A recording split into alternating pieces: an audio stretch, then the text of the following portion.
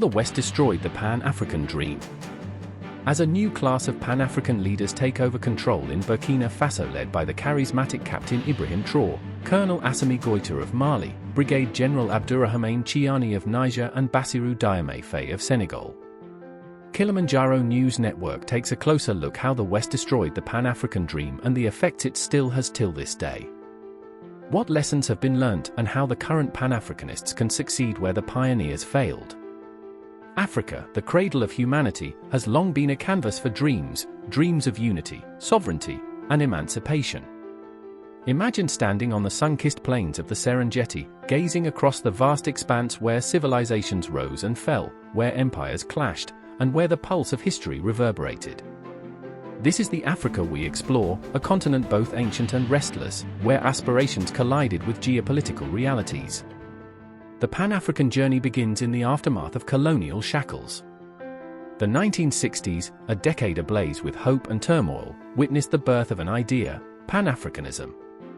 It was more than a political philosophy, it was a heartbeat, a rhythm that transcended borders. Kwame Nkrumah, Ghana's visionary leader, stood on the shores of Accra and declared, "The forces that unite us are intrinsic and greater than the superimposed influences that keep us apart." His words echoed through the savannas, igniting a fire that would burn across the continent. Before we continue, don't forget to subscribe to Kilimanjaro News Network. Click the bell icon to be notified for more interesting and in-depth investigations and analyses of events happening throughout the continent and the diaspora. Two camps emerged that will define Africa's destiny. The Monrovia versus Casablanca divide was a pivotal ideological rift that shaped the trajectory of the Pan-African dream in the post-colonial era. It was a clash of visions, Western-backed leaders who advocated for a gradual transition and those who demanded immediate and radical change. In Monrovia, the capital of Liberia, a Western-orchestrated group gathered led by William V.S. Tubman of Liberia, Felix Houphouët Boigny of Côte d'Ivoire, and Sir Abubakar Tafawa Balewa of Nigeria. They advocated for a cautious approach, one that embraced cooperation with the West. They argued it was the most prudent path forward. Uniting a continent fractured by colonial borders, languages, and cultures according to them was complex. Their reasoning was rooted in a belief that bridging the vast divides between African nations required a measured approach. The chasm between cultures, languages, and economic systems was too deep to be crossed with haste. Gradualism, they argued, would allow for a smoother transition, minimizing the potential for chaos and instability that could arise from abrupt change. The Monrovia Group recognized the influence and resources of the Western powers, and they saw value in maintaining ties with these nations. They believed that by fostering cooperation and engaging in a gradual process of integration, they could leverage Western support to create a more stable and prosperous Africa. However, across the Sahara, in the vibrant streets of Casablanca, a different chorus echoed. Here, the voices of Kwame Nkrumah, Modibo Keïta, and Sékou Touré rang out with a bold and unyielding tune. These visionaries, emboldened by the spirit of liberation, demanded immediate and complete unification of the African continent. To the Casablanca group, Western influence was not a bridge, but a spectre, a lingering remnant of colonial exploitation. They saw the gradual approach advocated by the Monrovia Group as a continuation of the very dependency they sought to break free from. Their vision was one of a united Africa, forged in the fires of socialist ideals, casting off the chains of foreign domination once and for all. Nkrumah's words resonated like thunder across the savannas: "We face neither east nor west, we face forward." This rallying cry encapsulated the Casablanca Group's unwavering determination to chart an independent course, free from the influence of global superpowers and their competing ideologies. The divide between Monrovia and Casablanca was not merely a difference of opinion, it was a fundamental clash of philosophies. The Monrovia Group saw the West as a potential ally, a source of resources and stability, while the Casablanca Group viewed it as an obstacle to true emancipation, a force that had subjugated Africa for centuries. As the Cold War tensions escalated, this ideological divide took on even greater significance. The superpowers of the time, the United States and the Soviet Union, saw Africa as a battleground for their ideological struggles. The Monrovia Group's perceived pragmatism and willingness to engage with the West aligned with the interests of the United States, while the Casablanca Group's socialist leanings and calls for immediate unification found resonance with the Soviet Union. Beneath the surface of this ideological rift, however, lay a deeper undercurrent, the struggle for power and influence within Africa itself. The leaders of the Monrovia and Casablanca groups were not merely advocating for different approaches, they were vying for the mantle of leadership in shaping the future of the continent. The Casablanca group, led by the charismatic and uncompromising figures of Nkrumah, Keita, and Touré, saw themselves as the true vanguards of African liberation.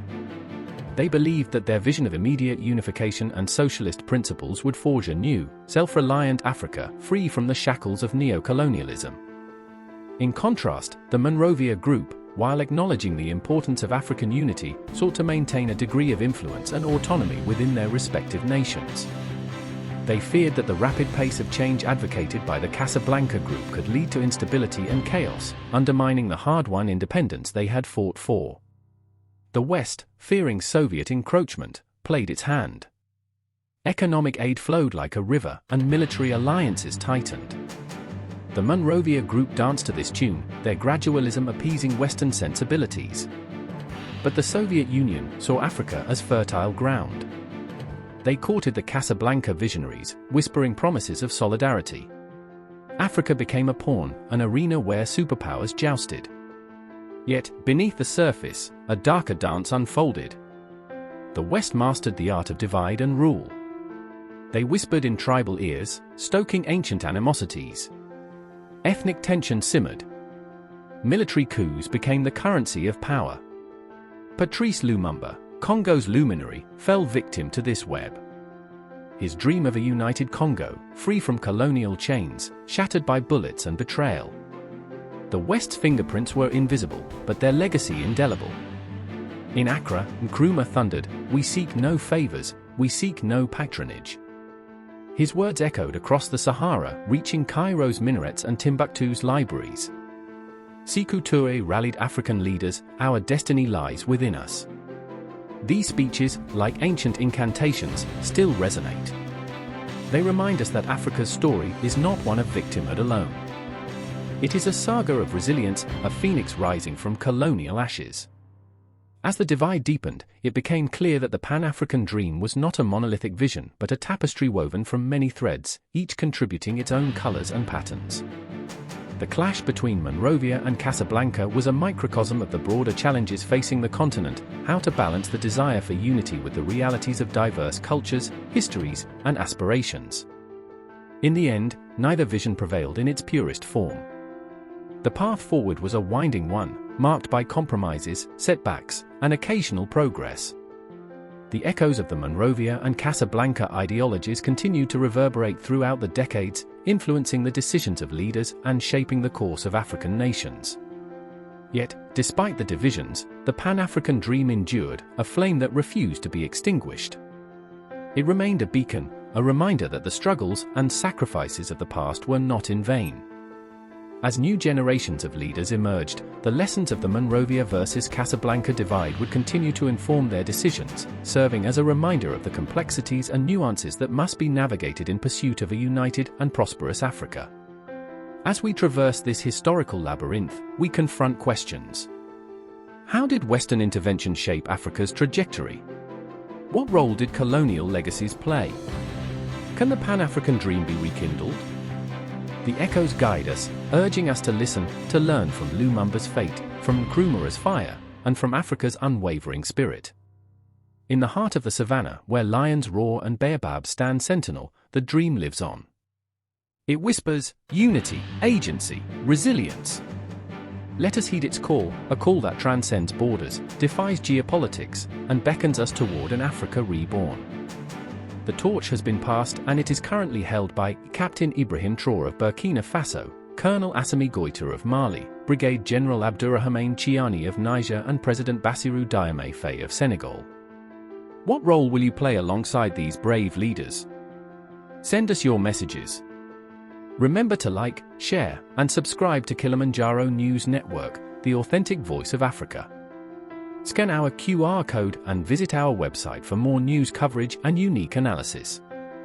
Kilimanjaro News Network broadcasts in Swahili, Arabic, English, and French.